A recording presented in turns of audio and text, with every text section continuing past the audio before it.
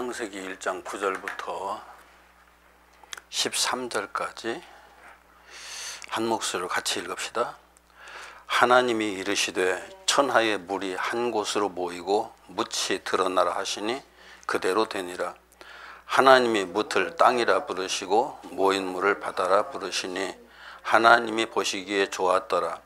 하나님이 이르시되 땅은 풀과 씨 맺는 채소와 각기 종류대로 씨 가진 열매 맺는 나무를 내라 하시니 그대로 되어 땅이 풀과 각기 종류대로 씨 맺는 채소와 각기 종류대로 씨 가진 열매 맺는 나무를 내니 하나님이 보시기에 좋았더라. 저녁이 되고 아침이 되니 이는 셋째 날이니라. 아멘. 오늘은 나눠진 유인물을 봐가면서 하나님이 성경에 말씀을 왜 이렇게 하셨나 하는 내용들을 다시 한번 차근차근 되짚어 보고 성경에 기록된 내용들이 무엇을 의미하는지 그런 것들을 좀 다시 한번 확인할 수 있는 그런 시간 됐으면 좋겠습니다. 우선 유일물 맨 앞쪽에 있는 내용을 차근차근 읽어가면서 말씀드리도록 하겠습니다. 하나님의 형상으로 창조된 사람의 마음은 우주보다 심대하고 광활합니다. 또한 본디 사람의 마음은 무엇과도 비교할 수 없을 만큼 무한히 밝습니다. 그리고 아담과 함께 사망의 존재가 된 후에도 그 마음은 어느 정도 그와 같은 상태를 유지하고 있습니다.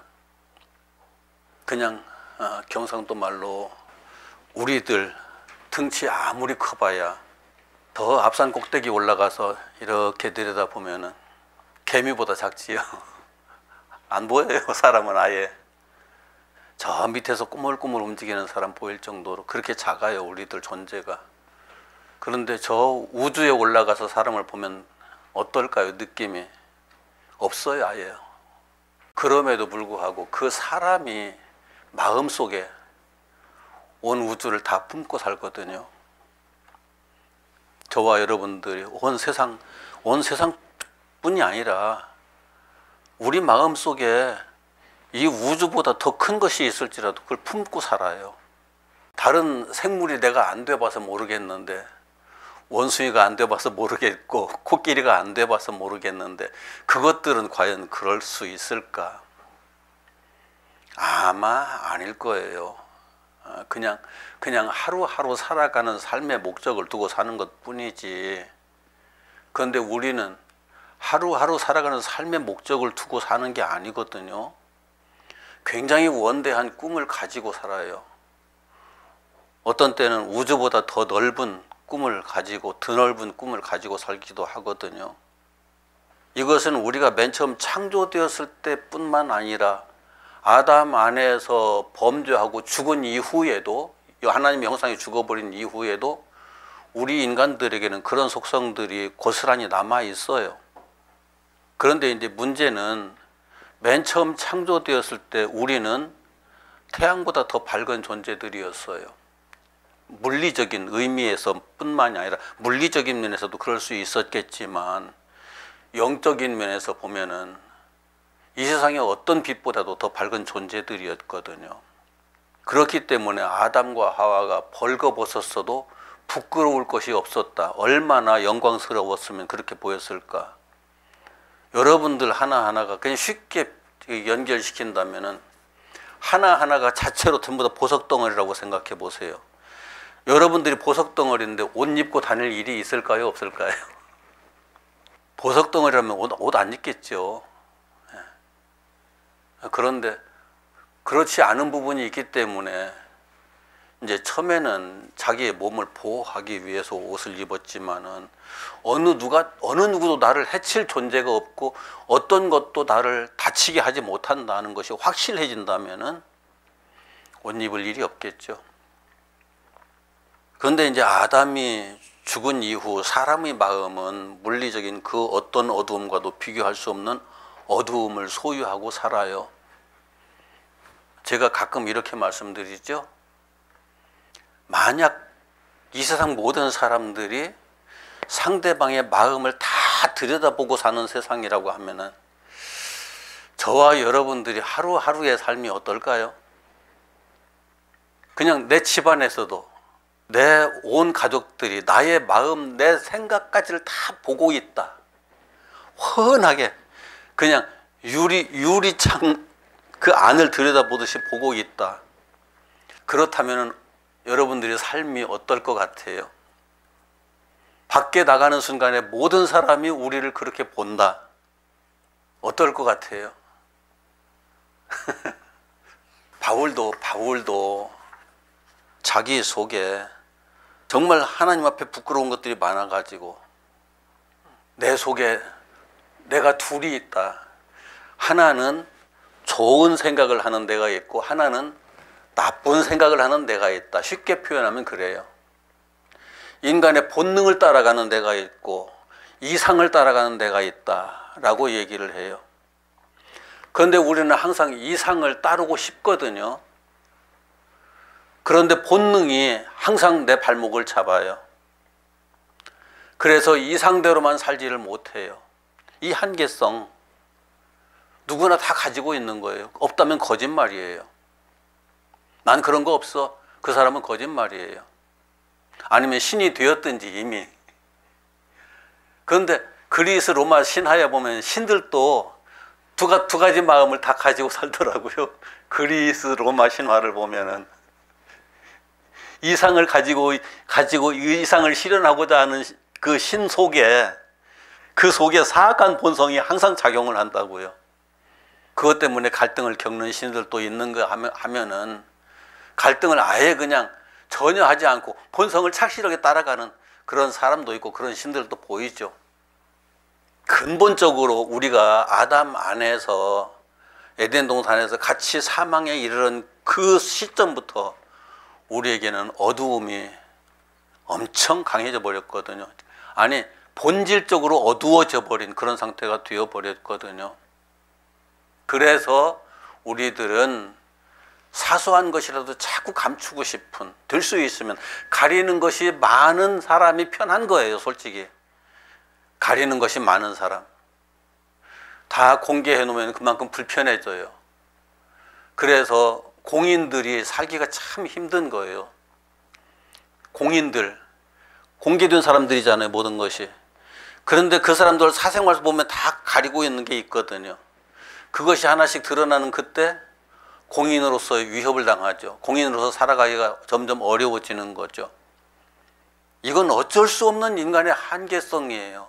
아무리 깨끗하게 사는 사람인 것처럼 보여도 깨끗하게 사는 사람 없어요.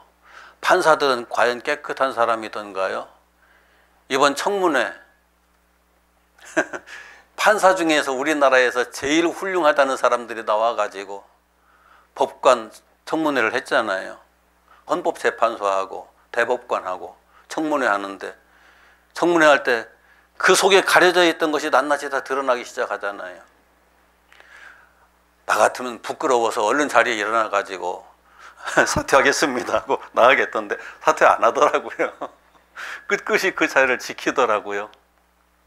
인간의 욕망이 얼마나 강하게 작용하는지 하는 것들을 거기서 다시 한번 확인을 하게 돼요. 그럼에도 불구하고 인간 존재의 마음이라고 할까, 자아라고 할까, 그것은 우주보다 큰 게 사실이에요. 우리는 우주보다 크고 위대한 존재들이다. 하나님은 우리를 그렇게 만드셨어요.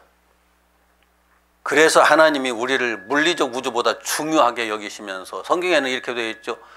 온 천하보다 한 생명이 귀하다. 아니 그냥 온 천하 해봐야 지구덩어리잖아요. 지구덩어리보다 한 생명이 귀하다. 하나님이 그렇게 표현하셨을까요? 하나님이 표현하신다면 온 우주보다 한 생명이 귀한 거예요. 과거에는 옛날에는 이 우주라는 개념이 지금 우리가 가지고 있는 우주라는 개념이 없었기 때문에 천하가 하늘 아래에 있는 전부가 이 우주의 전부라고 생각했으니까 천하보다 귀하다라고 표현을 했죠. 요즘 같으면은 온 우주보다 더 귀하다라고 표현을 했을 거예요. 시대에 따라서 표현 방식이 달라지는 거예요. 그때 당시에 사람들이 가지고 있던 인식 체계에 맞추어서 표현이 되었으니까. 그 하나님이 사람을 위해서 사람을 상대로 말씀을 시작하셨어요. 하나님을 위해서가 아니에요. 사람을 위해서 사람을 상대로 말씀을 시작하셨어요. 부모들이 자녀들을 낳았을 적에 자녀들과 대화를 할 때 부모가 부모를 위해서 자녀들과 대화를 하나요? 자녀들을 위해서 대화를 하나요? 물론 이것이 서툰 사람들이 많아요. 자녀들을 위해서 대화를 한다고 하지만 부모들이 자기중심적으로 대화를 하는 경우가 참 많아요. 서툴러서 그래요. 그런데 누구든지 상대방과 대화를 하려면 상대방을 먼저 생각하면서 대화를 해야 대화가 되죠. 내 생각만 늘어놓으면 대화가 안 돼요, 절대. 상대방의 마음을 헤아리고 상대방을 배려해가면서 대화를 해야 그 대화가 가능해져요. 좀 길어져요. 그런데 내 주장만 하다 보면 대화가 바로 단절돼 버려요. 끝나버리고 말아요. 다음에는 만나고 싶지 않은 사람이 되고 말아요. 내 얘기만 하는 사람. 요즘 말로 젊은이들이 그런 사람을 꼰대라고 그러죠. 꼰대들 만나기 싫어해요. 자기 얘기만 하다 끝내니까. 젊은 사람을 배려해 줄 줄 모르는 어른들을 그렇게 부르거든요. 우리가 나이가 들면, 늙은이가 되면 자기 생각에 빠져가지고 거기서 빠져나오지 못하는, 거기서 벗어나지 못하는 그런 특징도 가지게 되거든요. 그렇게 되면 안 돼요. 젊은 사람들과 대화가 단절돼 버리고 말거든요. 하나님은 그런 식으로 대화를 하시지 않았어요. 그런 식으로 대화를 만약 하셨다면, 그렇게 하나님 말씀을 기록해 놓으셨다면 우리는 성경을 한마디도 알아들을 수가 없을 거예요. 단 한 구절도 이해할 수가 없을 거예요. 부모가 젖먹이 어린아이를 안고서 자기 입장에서만 계속 자기 생각대로 자기의 방식대로 말을 한다고 하면 그 아이는 부모와 어마어마한 벽을 가지고 살 수밖에 없을 거예요. 하나님은 그렇게 하지 않으셨거든요. 하나님은 사람을 위해서 사람을 상대로 말씀하셨는데 그 모든 말씀이 다른 무엇을 향한 말씀이 아니라 사람을 향한 말씀이에요. 우리 인생을 향해서 하나님이 우리 인생을 하나님의 형상으로 완전케 하기 위해서 거기에다 초점을 맞추고 하시는 거거든요. 우리가 자녀들에게 말을 할 때 자녀들을 더욱더 온전한 인격체가 되게 하기 위해서 대화를 시작하는데, 그래서 많이 배워야 돼요. 솔직히 부모가 되려면 그 자녀들과의 대화를 할 때 자녀들을 훌륭하게 키우고 싶어서 대화를 시작하는데, 훌륭하게 키우고 싶다면은 자녀들이 알아들을 수 있는 말로 시작해야지요. 자녀들이 알아들을 수 없는 말을 내가 하기 시작하면은 자녀들이 내 말에 귀를 닫아버린다니까요. 하나님은 성경에 창세기 1장을 읽으면서, 처음에 그 1장을 읽으면서 와, 이거 굉장히 어렵네 하고 읽어버리면은 그 다음 성경 안 읽고 덮어버리겠죠. 태초에 하나님이 천지를 창조하시니라, 아, 태초에 하나님이 하늘과 땅을 창조하셨구나, 쉽게 이해할 수 있잖아요. 그런 것처럼 그렇게 하나님께서는 대화를 시작하셨다고요. 그런데 거기에 하나님의 목적이 있어요. 엄마가 젖을 물려가지고 어린애를 안고서 어르르 까꿍 할 때 어르르 까꿍이 그냥 하는 소리처럼 들리지만은 그 아이를 보면서 그 사랑하는 마음을 전달하고자 하는 거잖아요. 내가 너를 사랑한다. 거기에 담겨 있잖아요. 내가 너를 보니까 기분이 좋아. 나는 행복해. 그런 게 담겨 있잖아요. 어린아이가 당장 그것을 이해를 할 수 없겠지만 그래도 엄마는 그 마음을 담아서 전해주는 거예요. 그렇게. 하나님은 지금 창세기 1장 1절부터 아르르 까꿍 하는 거예요. 그럼 이제 여기에서 하나님의 말씀을 철이 든 아들은 찾아가겠죠. 철이 든 딸은 찾아가겠지요. 철이 안 든 아들, 딸은 하나님이 천지를 창조하셨구나. 거기서 끝나겠죠. 그런데 철이 든 아들과 딸은 하나님께서 천지를 창조하셨다. 그걸로 끝날까요? 그게 아니란 말이에요. 이게 이제 성장한 자녀들이 부모와 대화를 나누는 자세가 그렇게 바뀌어져 가는 거예요. 똑같아요. 하나님은 우리에게 우리의 언어, 우리의 표현 방식으로 말씀을 시작하셨지만 하나님께서 성경에 사람의 언어로 그 기록된 글 가지고 우리들에게 말씀을 주시지만 그 말씀에는 하나님의 마음과 생각이 담겨 있다고요.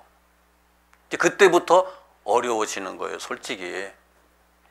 제가 아버지하고 논에서 모내기를 다 끝내놓고 아버지하고 둘이서 그때 어쩌다가 다른 형제들이 일할 시간이 없어가지고 아버지하고 둘이서 모내기를 했는데 뭐를 다 심어놓고 나서는 이렇게 일어나서 다 했냐고 물으세요. 다 했다고 그랬더니만 논 밖으로 나가시면서 어깨를 쭉 펴고 등을 툭툭툭 툭툭툭 들이면서 쭉 펴시고 배부르다. 나는 그때 그 배부르다는 말이 이해가 안 됐어요. 갑자기 왜 뭐를 심어놓고 배가 불러? 배가 부르려면 어떻게 해야 돼요? 가을에 벼를 벼가지고 추수를 해가지고 밥을 만들어 먹어야 배가 부른 거지. 그런데 아버지는 뭐를 심어놓고 그 결과까지를 보는 거예요. 그래가면서 만족스럽다는 표현을 그렇게 하신 거거든요. 배부르다. 그것도 이제 내가 부모가 돼서야 아버지가 그 말씀하신 것이 어떤 의미를 가지는지 이해를 하게 되더라고요. 그래서 성경을 읽으려면은 내 생각 가지고 읽는 것도 필요하지만 처음에 다 그렇게 해요. 그렇지만 이 성경을 기록하게 하신, 이렇게 하나님께서 말씀하신 하나님의 의도를 헤아리는 것이 굉장히 중요해지는 거예요. 하나님의 의도를 헤아리는 것. 하나님께서 왜 이렇게 말씀을 하셨을까? 하나님의 마음이 도대체 어떤 마음일까? 그렇게 성경에 다가서지 않으면 성경의 본질을 이해할 수가 없어요. 적혀 있는 글만 볼 뿐이에요. 적혀 있는 글. 그 전에 한번 얘기했던 건데 다시 한번 설명을 하는 게 여러분들에게 유익할 것 같아서요. 탈무드에 이런 얘기가 있어요. 아들 하나를 둔 아버지가 과수원을 엄청 크게 했거든요. 옛날에 과수원 크게 했다면 그 부자예요. 그 과수원을 엄청 크게 했고 다른 농사도 좀 짓는데 아들을 잘 가르쳐서 훌륭한 사람 만들겠다고 외국에 유학을 보냈어요. 멀리 유학을 보냈어요. 아들이 유학 간 사이에 아버지가 병이 들었어요. 그 집에 아주 충실한 종이 하나 있었어요. 옛날에는 종이라는 표현보다 노예라는 표현이 맞거든요. 돈 주고 사온 사람이에요. 노예이기 때문에 그 물건이죠. 그냥 사람이 아니죠. 옛날 사고방식은 그랬어요. 그 노예가 워낙 충실해서 다른 노예들은 다시 시장에 내다 팔아버리고 했지만 그 노예만큼은 항상 아끼고 사랑했어요. 그 노예를 불렀어요. 지금 내가 죽겠는데 죽을 수밖에 없는데 내 아들에게는 알리지 마. 그리고 지금부터 내가 불러준 유언을 그대로 받았어. 노예가 받아 쓰기 시작했어요. 내가 죽으면 내 전 재산을 지금 이 내 유언을 받아 쓴 노예에게 상속한다. 그리고 내 아들이 돌아오면 내 아들이 선택한 단 하나만을 아들에게 상속한다. 그리고 나서는 노예가 다 써놓은 글을 보면서 아버지가 거기에 사인을 했어요. 그래서 인장을 딱 찍어가지고 보관하게 했어요. 그 노예의 기분이 어땠을까요? 주인의 전 재산이 자기한테 오니까 막 입이 이만큼 귀에 걸렸겠죠. 근데 주인이 죽는 상황이 돼서 그 유언을 쓰는 과정에서 그걸 써가면서 입이 째지, 그렇게 자기 기분을 드러내지는 못했겠지만은 너무너무 기분 좋았을 거예요. 주인이 나를 알아주는구나. 그래서 그 주인을 정성스럽게 장례를 치러드리고 유서를 잘 간직했어요. 왜요? 아들이 왔을 때 아들에게 보여줘야 되거든요. 아들이 공부를 마치고 집에 돌아왔어요. 노예가 그 돌아온 아들을 정성스럽게 잘 맞이하고 그 유서를 아들에게 보여줬어요. 아버지께서 이렇게 남기셨습니다. 옛날엔 다 두루마리로 해가지고 딱 접어가지고 이렇게 똘똘똘 말아가지고 접어가지고 여기에다가 요즘 쉽게 이해하려면 껌 있잖아요. 껌 씹어가지고 딱 붙여놓고 거기다 아버지 도장 딱 찍어서 못 띄게 만들어 놓은 그런 형태예요. 그때는 그걸 가죽에다 썼거든요. 그러니까 함부로 떼어볼 수가 없는 거예요. 그런데 이 종은 자기가 썼잖아요. 받아 썼잖아요. 아버지가 이렇게 말아가지고 딱 그렇게 했잖아요. 종은 다 알고 있죠. 아들은 모르잖아요. 아들은 딱 떼어서 봤어요. 황당하게 그지없는 거예요. 아버지 전 재산을 자기는 하나도 못 받게 생겼어요. 선택하는 거 하나만 말이 안 되는 거예요. 아버지께서 왜 이런 유서를 쓰셨지? 아무리 생각해도 아버지의 그렇게 하신 일이 도대체 이해가 안 되는 거예요. 그래서 그 유서를 가지고 랍비를 찾아갔어요. 랍비에게 물어봤어요. 아버지께서 유서를 이렇게 남기셨는데 이걸 어떻게 이해를 해야 됩니까? 랍비도 이해가 안 돼요. 랍비가 어떤 사람들이에요? 유대인들이 이스라엘이 망하고 유대도 망하고 300여 년 동안 역사적인 공백이 있었거든요. 이스라엘에게. 그때 300여 년 동안 공백이 있는 그때 이스라엘이라는 나라는 존재하지 않던, 존재하는 것 같지만 민족들밖에 없었던 그런 시대에 랍비들이 성경을 백성들에게 가르치고 백성들에게 글을 가르치고 했던 사람들이에요. 민족의 문화를 가르치고 했던 사람들이에요. 선생들이죠. 그 선생에게 찾아가서 유서를 줬어요. 랍비가 유서를 받아보니까 랍비도 이해가 안 돼요. 분명히 어떤 답을 줘야 되겠는데 지금 당장 답을 줄 수가 없어요. 그래가지고 한 3, 4일 있다가 돌아가서 3, 4일 있다가 다시 내게로 와서 그때 내가 답을 주도록 하겠네. 그때 만나세 보냈어요. 랍비가 그렇게 보내놓고 나서 아무리 편지를 읽어도 여기 답이 없는 거예요. 없잖아요. 글이 그러니까. 아버지가 하는 말을 글을 그렇게 적어가지고 글을 써놓고 도장까지 딱 찍어서 봉해놔 버리는 것, 그걸 가지고 펴서 보니까 그런 상황이라는 말이에요. 그래서 이제 랍비가 자기도 아버지거든요. 내가 그 아버지와 똑같은 상황이 돼서 유서를 쓴다면 어떻게 써야 될까라고 생각을 하기 시작했어요. 여러 가지로 생각을 해봤어요. 생각을 하다 결국은 결론이 나도 그렇게 쓸 수밖에 없겠다. 그렇게 결론을 내렸어요. 그리고 나서 3, 4일 지난 후에 아들이 찾아왔어요. 선생님, 어떻게 말씀해 주시겠습니까? 랍비가 하는 말이 자네는 종을 선택하면 되네. 그 노예가 아버지의 소유물이었으니까 자네는 아버지의 소유물 중에 하나를 선택하면 되잖아. 그 노예를 자네는 선택하면 되네. 노예는 소유물이에요. 주권이 없는 존재예요. 만약에 그 재산을, 전 재산을 아들에게 남겨준다고 유서를 썼더라면은 종이 아무리 착하다고 할지라도 그 착한 종이 아들이 돌아올 때까지 재산을 고스란히 지켜줄 가능성이 얼마나 될 것 같아요? 사람은 믿을 수 없어요. 어느 누구도. 그런데 그 종은 아버지의 그 유서를 받는 그날부터 더욱 더 열심히 일을 했어요. 왜요? 자기 거니까. 주인 게 아니고 자기 거니까 눈치 볼 사람도 없으니까 그냥 옛날에는 대충대충 해도 됐지만 이제부터는 내 거잖아요. 얼마나 잘 하겠어요? 열심히 했어요. 그래서 많은 소출도 남겼고 재산이 오히려 더 불어났거든요. 아들이 아버지의 그 유서를 보고서 절망을 했었지만은 랍비가 해주는 말을 듣고서 그렇구나, 아버지께서 그렇게 생각하셨었구나 라고 이해를 하고 자기 친척들과 이웃 사람들 다 모아놓고 아버지께서 유서를 이렇게 남기셨습니다. 유언을 이렇게 하셨습니다. 나는 그 단 하나 선택하는 것, 저 종을 내 종으로 선택하겠습니다.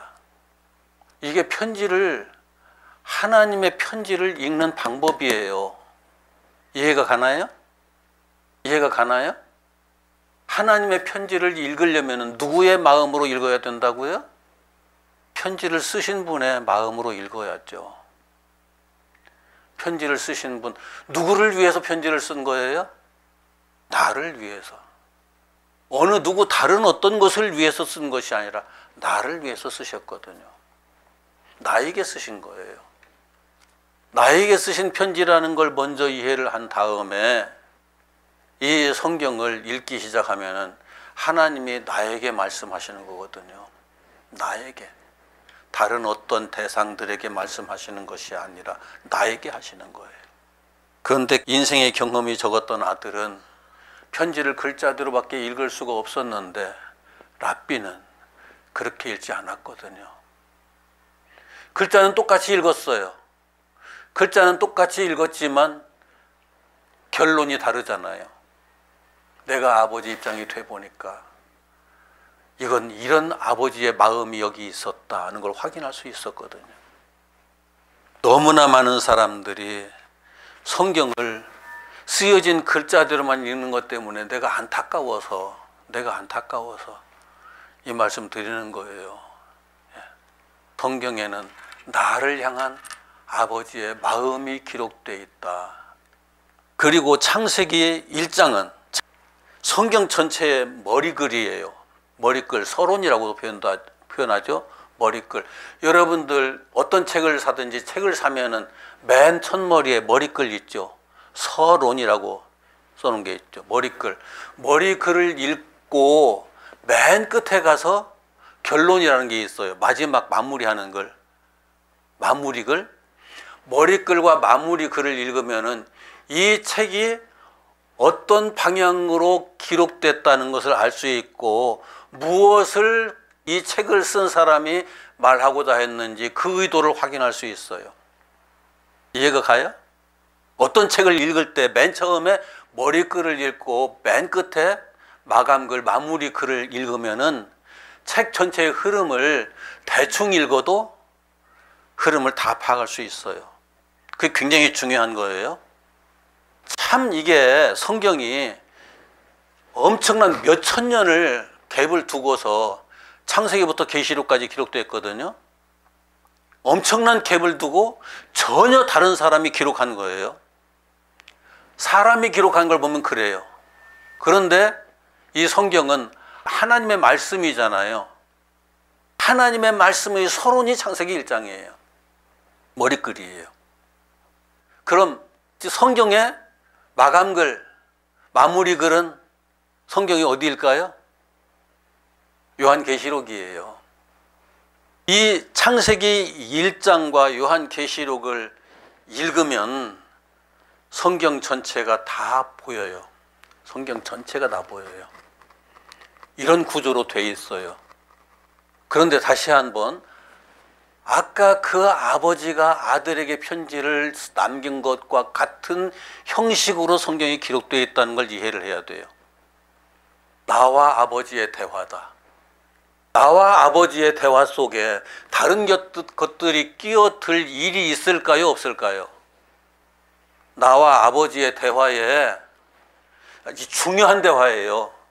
아버지의 유서와 같은 이걸 하나님께서는 증언이라고도 말씀하시고 언약이라고도 말씀하시거든요. 하나님의 언약에 이 세상 잡다한 것들이 끼어 있을까요? 없을까요? 나와의 관계 속에서 내게 약속하시는 그 말씀이, 내게 무언가 약속하시는 말씀이, 내게 무언가 증명하시는 말씀이 이 세상 잡다한 것들이 끼어들 필요가 있을까요? 없을까요? 나에게 약속하시면서, 나에게 무언가를 약속하시면서 너무나 많은 사람들이 성경을 가지고 이야기를 하면서 이 세상 잡다한 것들 다 끌어들여요. 정치를 끌어들이고 경제를 끌어들이고 문화를 끌어들이고 온갖 것들을 다 끌어들여요.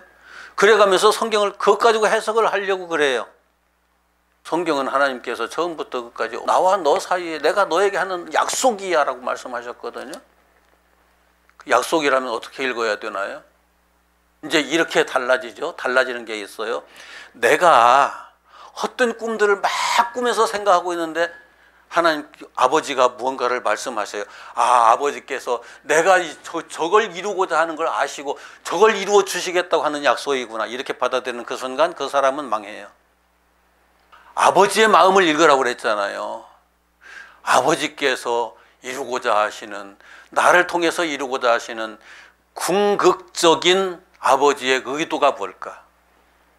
여러분들은 자녀를 길러가면서 자녀들을 향해서 자녀들이 궁극적으로 추구해야 할 가치가 뭘까를 말씀해 주신 적 있나요? 그게 중요한 거예요. 그게 하나님은 처음부터 그렇게 시작하셨거든요. 우리를 영원한 하나님 나라에 하나님과 같은 존재로 들어가서 거기서 하나님과 같이 영원하게 하려고 하나님께서는 말씀을 시작하셨거든요. 내가 너를 영원한 존재로 만들 거야. 나와 같은 존재로 만들 거야.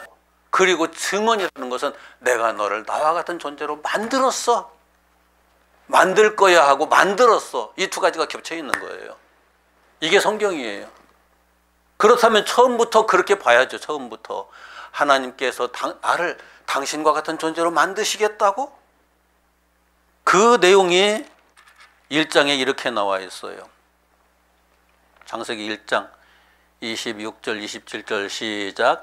하나님이 이르시되 우리의 형상을 따라 우리의 모양대로 우리가 사람을 만들고 그들로 바다의 물고기와 하늘의 새와 가축과 온 땅과 땅에 기는 모든 것을 다스리게 하자 하시고 하나님이 자기 형상 곧 하나님의 형상대로 사람을 창조하시되 남자와 여자를 창조하시고. 천지 창조의 맨 마지막에 사람을 창조하실 때 하나님의 형상으로 창조하셨다. 이것이 전체 천지 창조의 과정의 마지막에 결론으로, 천지 창조의 과정의 마지막의 결론으로 우리를 향하신 하나님의 언약을 그리고 증언을 이렇게 하시는 거예요. 너를 나와 같은 존재로 내가 만들 거야. 그리고 만들었어. 그렇게 말씀하시는 거예요. 그리고 나서 비로소 일곱째 날에 안식하시는 거예요. 이제 다 했어 하고 하나님은 쉬시는 거예요. 이것을 좀 더 디테일하게 우리들의 모든 삶의 모습들에 하나 꽤 맞춰가면서 그 삶 속에서 이루어지는 영적인 일들을 쫙 펼쳐놓은 것이 요한계시록이에요. 이것을 이해하지 못하면 우리는 성경을 보는 게 아니에요. 성경을 펴놓고 내 생각을 보는 거예요. 내 마음을 보는 거예요. 우리 생각을 보는 거예요. 거기에 빠져들면은 하나님께 다가설 수가 없어요. 그런데 너무나 많은 사람들이 그렇게 성경을 봐요. 이게 정말 안타까운 일이거든요. 정말 안타까운 일이에요. 그래서 하나님께서 하시고자 하는 뜻은 온데간데 없고 성경을 보면서 내 욕심만 자꾸 키워가는 이상한 상황이 발생하고 말아요. 하나의 비유를 다시 들어보죠. 어떤 사람이 죽었다가 살아났어요. 죽었다가 살아나는 그 과정에서 어마어마한 꿈을 꿨어요. 환상을 보았다고도 표현을 하죠. 자기가 천사에게 이끌려서 천국에 갔더니만 자기 집이 고래등 같은 기와집이었다. 거기에 하인들도 많고 자기를 위해서 준비해 놓은 것들이 전혀 부족함이 없이 집안에 방마다 구석마다 가득가득 차 있더라. 그것을 보면서 그 꿈을 깨는 순간 죽었다가 다시 살아났어요. 그 사람은 뭘 본 걸까요? 하나님께서 왜 그걸 보여주셨을까요? 이 천국은 내 욕심 다 이루는 곳이다 라고 보여주신 걸까요? 어떤 사람은 그 간증을 듣는 순간에 천국은 내가 이 땅에서 원하는 것보다 더 어마어마한 것이 다 내게 채워지는 곳이구나 라고 생각을 하는 사람들이 엄청나게 많았거든요. 그 간증을 들은 사람들이 거의 다 그렇게 생각했어요. 간증을 하는 사람도 비슷하게 설명을 했어요. 그럼 하나님이 잘못 보여주신 걸까요? 하나님 나라는 더 이상 우리가 구할 것도 없고 원할 것도 없고 완벽하게 내가 만족할 수 있는 곳이야. 그러니까 쓸데없이 땅에서 욕심 부리지 말고 살다 와. 하나님께서 그렇게 보여주신 거거든요. 천국 가니까 이 땅에서 욕심 부리는 거 아무런 의미 없다. 아무런 의미 없다. 이 땅에서 사는 동안에 이 쓸데없는 감정에 이끌려가면서 그것 때문에 죽느니 사느냐는 아무런 쓸모 없다. 거기 가면 마냥 모든 것들이 행복하고 만족하고 부족한 것이 아무것도 없이 완벽한 존재로서 내가 살아갈 수 있는 그곳이로구나 하는 걸 하나님께서 보여주시는 거죠. 이게 동양 사람이니까 어마어마한 고래등 같은 기와집으로 보였겠지만 서양 사람 같으면 어떻게 보였을까요? 서양 사람이 고래등 같은 기와집에 사나요? 영국의 버킹엄 궁 같은 그런 궁궐에서 살겠죠? 그런 식으로 또 보였겠죠? 내가 살아온 문화에 따라서 어쩔 수 없이 우리들에게 보이는 것들이 그 한계성을 가지고 보이는 것 뿐이에요. 그 사람이 죽으면 과연 천국에서 고래등 같은 기와집이, 여러분 저 서울에 가서 그 경복궁 한번 가보세요. 경복궁이 살기 좋은 집일 것 같아요? 겨울에 추워서 못 살고요. 살기 편한 집이 아니에요. 더군다나 구석구석에 궁녀들 쫙 깔렸지, 내시들 쫙 깔렸지, 일거수일투족 다 감시를 당하지, 그래가면서 살아야 되고 편한 삶이 아니에요. 요한 계시록에서 새 예루살렘이라는 비유가 있어요. 어떤 사람은 영원한 하나님 나라에 내가 들어가서 살게 될 성이라고 거기 기록된 그대로 봐요. 그런데 나는 그 새 예루살렘을 어떻게 보느냐? 그게 내 모습이에요. 하나님과 나와 대화를 하시면서 내게 하시는 말씀이잖아요. 내게 하시는 말씀. 너는 내 나라에서 바로 그와 같은 존재가 될 거야. 성경에는 우리가 하나님의 전으로 지어져 가는 존재라는 표현을 자주 쓰거든요. 하나님의 전으로 지어져 가는 존재. 하나님의 전이란 집이란 의미로서 표현이 됐다고요. 그런데 계시록에서는 하나님의 집 정도가 아니라 그냥 새로운 예루살렘이에요. 예루살렘. 하나님의 백성. 이 사는 도성인데 알고 보면 그게 나라는 존재가 그와 같이 어마어마한 존재로 나타난다. 그것을 확인시켜 준 거거든요. 그게 약속이에요. 나중에 다시 계시록을 보면서 새 예루살렘, 그 계시록을 제가 개정판을 다시 써가지고 프린트를 해왔어요. 인쇄를 해왔어요. 보고 싶으면은 한 권씩 가져가서 보세요.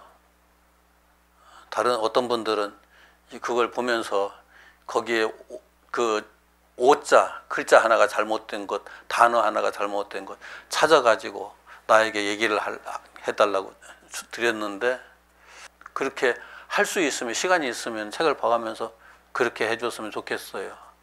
다음에 출판을 할 때, 제대로 출판을 할 때 오자 탈자 없도록. 물론 출판할 때는 거기 출판사에서 편집을 하는 분들이 다 그것도 확인해서 하겠지만 그래도 오자가 생기는 경우가 있거든요. 그래서 이 창세기 1장의 이 내용이 요한계시록에서 다시 성경 전체의 결론처럼 우리들에게 주어지는 거예요. 이런 성경의 흐름을 이해를 하고 우리가 창세기 1장을 다시 보면 정말 놀라워요. 정말 놀라워요. 오늘 오후 시간에는 오늘 드린 유인물 49페이지에서 셋째 날의 창조 사역이라고 되어 있는데, 셋째 날의 창조 사역보다는 창세기 1장 전체를 압축해 가지고 다시 설명드리는 내용으로 진행하겠습니다. 하나님의 말씀을 알아야 그 말씀 듣죠.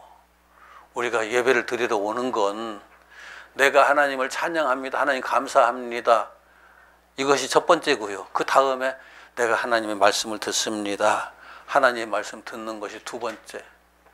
무엇이 우선이다라고는 제가 말을 못하겠어요. 그런데 사람에 따라 다르죠.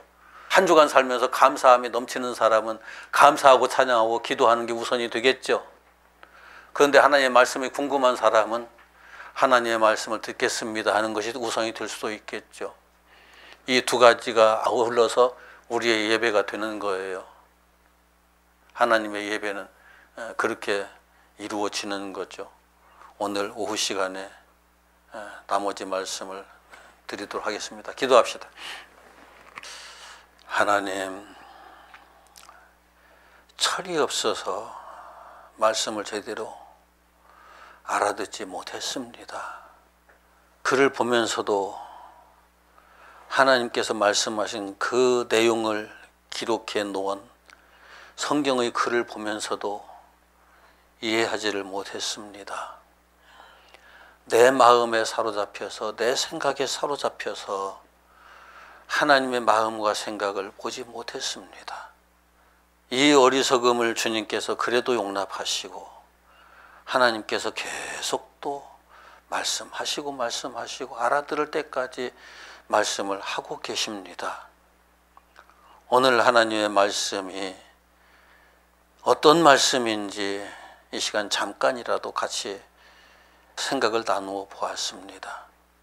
하나님의 마음을 내가 가질 수 있으면 더 바랄 것이 없겠는데, 우리가 하나님의 마음을 가지기를 원하지만은 내 마음이 워낙 좁아서, 내 생각이 워낙 좁아서, 짧아서 하나님의 마음을 다 이해할 수가 없었습니다. 이제는 하나님의 마음을 조금이라도 가지기를 원합니다. 하나님께서 왜 이 말씀을 시작하셨는지 그 마음을 조금이라도 이해할 수 있는 사람 되기를 원합니다. 성경을 읽을 때 하나님 말씀을 보면서 거기에 하나님의 마음을 하나둘 확인해 갈 때에 이 얼마나 놀라운 말씀들인지, 얼마나 위대한 말씀들인지, 얼마나 깊은 사랑의 말씀들인지 그 말씀들을 알아갈 수 있도록 도와주옵소서. 거기에서 감사하게 하시고 감격하게 하시고 기뻐하게 하시고 이 땅을 살아가는 삶의 목적이 분명히 세워질 수 있는 우리 모두가 되게 하옵소서. 이 시간도 함께 하신 우리 하나님께 감사 영광 돌립니다. 우리 주 예수님의 이름으로 기도드립니다. 아멘.